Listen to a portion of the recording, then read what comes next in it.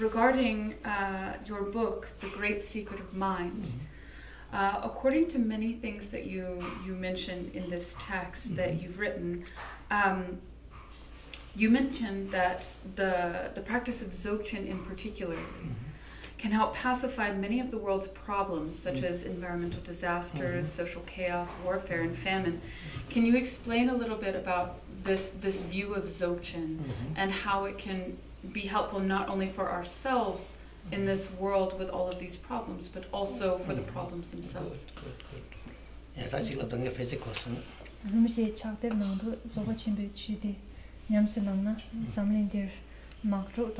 So all of the world's problems, first of all, they're all interconnected, right? And since the breaking out of war and conflict creates or aggravates other problems like environmental problems, which then aggravate and create illnesses, and all of that aggravates kind of social unrest and so on. So all of these things actually kind of affect and trigger one another. And what's the cause of war? Essentially, the cause of war is self-clinging, right? Grasping to the self. When we have self-clinging, then we have the afflictions of attachment, anger, and so on. And we have a sense. When we have the sense of self, we have a sense of pride. Basically, a sense of you, a sense of me and you. We want to protect ourselves. We want to protect our people, our country, our nation. War and different types of conflict, they all come from self-clinging and from the afflictions of attachment, aversion, and so on that are generated by that self-clinging. Basically, you and me. When we have you and then me.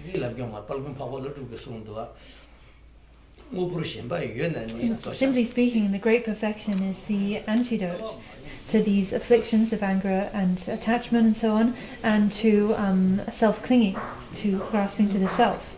So if one can practice the Great Perfection properly, then one can uproot completely the self-clinging and all of the afflictions that generates. And then with that job done, then war, conflict, and so on that self-clinging and afflictions generate, well, that's going to be undone, right? So all of that pollution, that environmental destruction, comes from our desire, our wish for comfort and happiness, and a lack of contentment. All of that rests on self-clinging, this sense of I.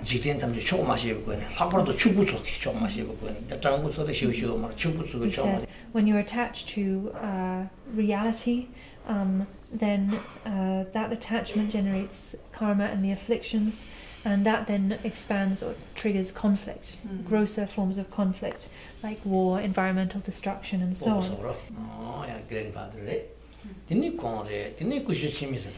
We've pretty much already polluted and destroyed this world, right? We've ruined it. The factories and the chemicals used to create the things that we lust after fill the earth, water, and sky with poisonous substances. These poisonous substances then generate illnesses in people, and so on and so forth. So all of this is due to a basic lack of contentment. And if we practice Dharma, we can reduce our desires and cultivate contentment. So that will avert and reduce these environmental problems. To sum up, the Great Perfection is the supreme, matchless antidote for the afflictions. If one practices the Great Perfection, one can totally annihilate, totally get rid of all of these afflictions that plague us. Of course, other modes of practice, like practice of the middle way and so on, function in the same way. They are also genuine remedies. But the practice of the Dzog Perfection is the easiest and the swiftest remedy for the afflictions. Guru Yoga is said to mean so many things, to be the pith of so many practices. It's so important to practitioners. And so can you share with us how the practice of Guru Yoga is said to be the best method for realizing the view of the Great Perfection? So it's said, in short, it's taught that in order to realize the Great Perfection, one needs to receive the blessings of a realized Guru. In the vehicle of characteristics, namely the sutra teachings, Of course, one can cultivate realization, but it's a process. It's a slow and gradual process. One needs to go through the process of purifying, accumulating, and then over a period of time, realization slowly can dawn within your being. The great perfection, on the other hand, is comparatively a totally direct, shortcut path to recognition and realization of Rigpa. This is the great perfection. That said, in order for that to be able to take place, you need a realized guru and the blessings of a realized guru. So certain factors need to come together. Without that, the great perfection is not possible. This is to say, you need a guru endowed with realization, you need a student endowed with ardent faith in that realized guru, and also that you need the teachings of the great perfection. When all of these come together, meet together, then there is a possibility that realization really can be transferred. So many instances of this. So many instances of this. We could go through all of these different instances and stories, but the main point really is that in order for this to happen, what we need is a realized guru and a faithful student. The Great Perfection is not like other teachings. In the Great Perfection also, lineage is incredibly important. So previously we had masters like Juju Rinpoche, Jigdal Yeshe Doje, the late Dilbu Khyentse Rinpoche, Jojo Rinpoche, Peno Rinpoche, and so on. These extraordinary masters who they really were Buddha in person. One of these masters was Juju Rinpoche, right? Yeah, these two things need to come together, right? A realized guru and a faithful disciple. Faith directed at a realized guru and a realized guru connecting with the faithful disciple. When those two come together, then for sure it's possible that the state of realization can be transferred, can be introduced. In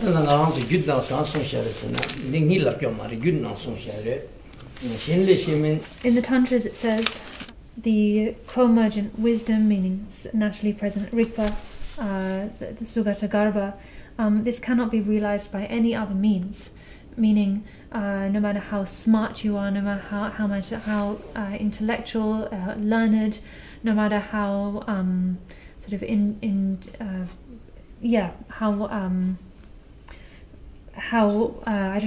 wealthy you might become, no matter how high a status you might possess, also no matter how much purification and accumulation you perform on the path. You are not going to be able to realize, actually directly realize naturally present Rigpa through these means. It's simply not possible. It is only through only through introduction granted by a sacred guru. That introduction could be given by means of words, spoken orally. It could be given by a symbolic gesture. It could be actually just a kind of mind-to-mind transmission. It seems, from an experiential point of view, as we dissolve this clinging to self-image or self-clinging, as you say, that we can experience that open, expansive sensation of the emptiness awareness. Do we become more sensitive to the environment, to each other? We feel more clairvoyance, more sensitivity. Is this also an aspect of the Dzogchen as a kind of method of healing the planet and humanity?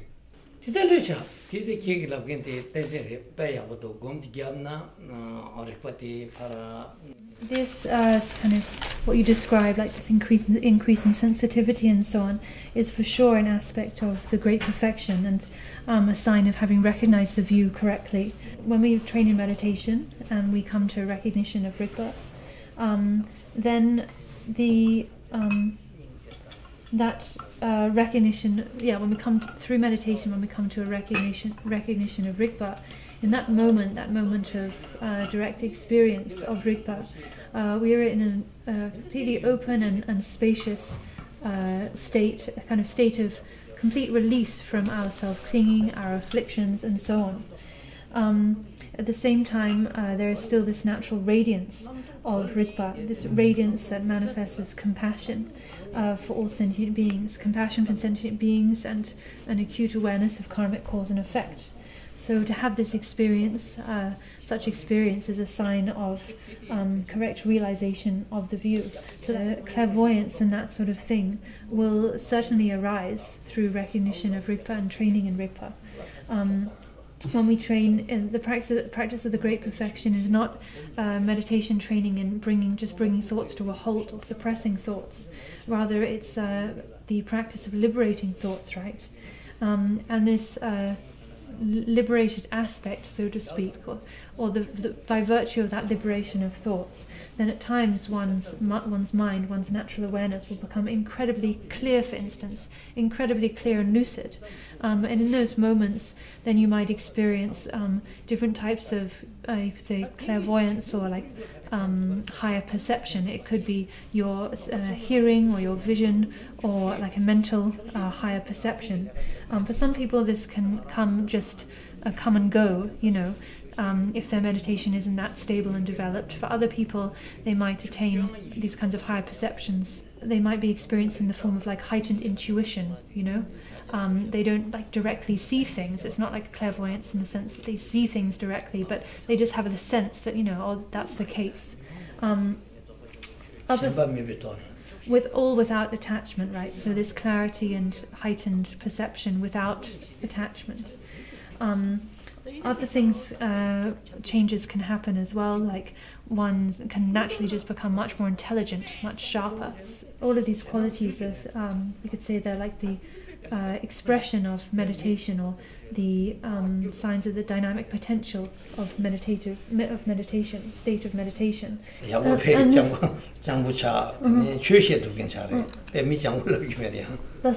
intelligent and very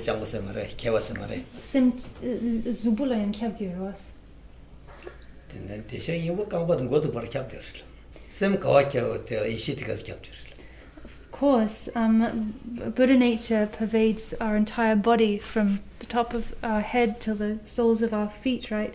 Wherever mind pervades, primordial wisdom pervades. So, of course.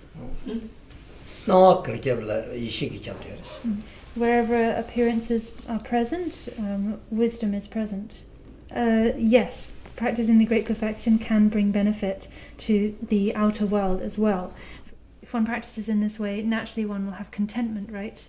And be free of the afflictions. Like I said, contentment in the afflictions, the root of all social problems in the world, environmental, war, etc., etc. So if you have just like one person practicing in this way, and they develop contentment. So you have 15 or 20 people. That's a ripple effect, right? Yeah, yeah. And that's that much more benefit to the world. That less destruction and harm. Yeah, that said, that can happen, but in order to be really effective, it needs to be on a very widespread scale, right? Like a lot of people. The other possibility is to have someone who's extremely highly realized, to the point where they're able to master, where their mere presence has a transformative effect on people.